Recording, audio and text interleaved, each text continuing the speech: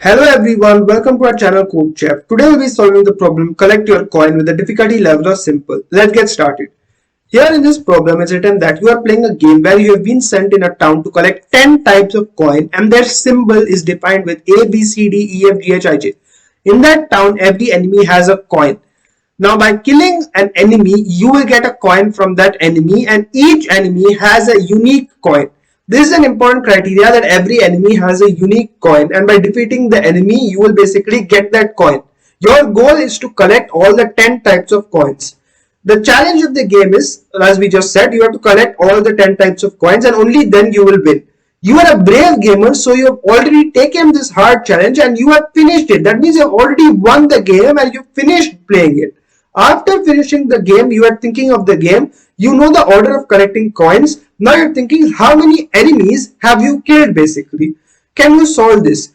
Now the main thing to note in this problem is that the enemy has distinct coins. You are tasked with collecting 10 types of coins and you have finished the game.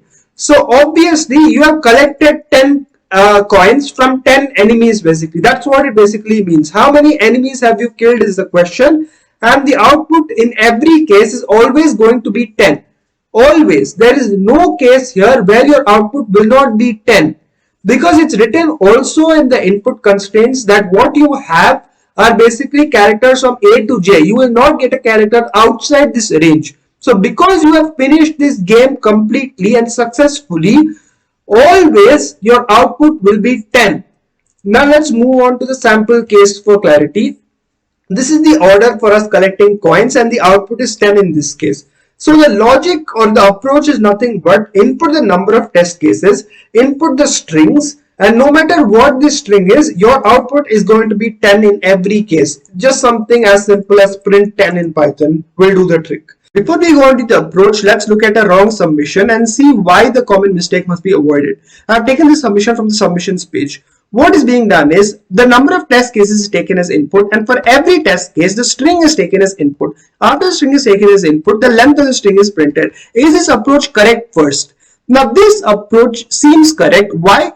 Because we know that we need to collect the 10 different types of coins, and for that we need to defeat enemies. Each enemy has a distinct coin and we came to a conclusion that if we have won the game, we have collected the 10 different types of coins by defeating 10 enemies. And so what is this string input denoting? The string input is the order of collecting those 10 coins named from A to J.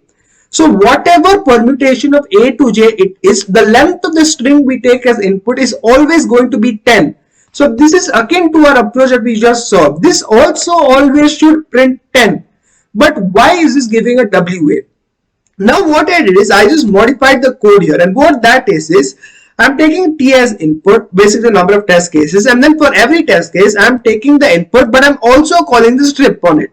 Now what will strip do? Strip basically removes the white space or trims white spaces from the starting and the end of the given string, and then I am passing it to the length function and now I'm printing it. Now this will always give 10 again, and just this small change will give me an AC. To test it out, let's submit it and let's see if we get an AC for this solution.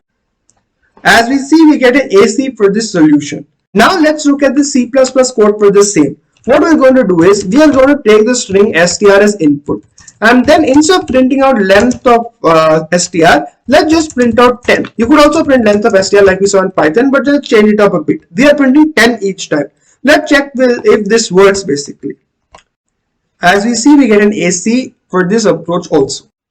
Hey guys, that was it. Thank you so much for watching this video, and if you haven't yet done this, this is a gentle reminder to hit that subscribe button. If you're interested in competitive programming and data structures, this channel is a one-stop solution for you. See you in the next video. Bye.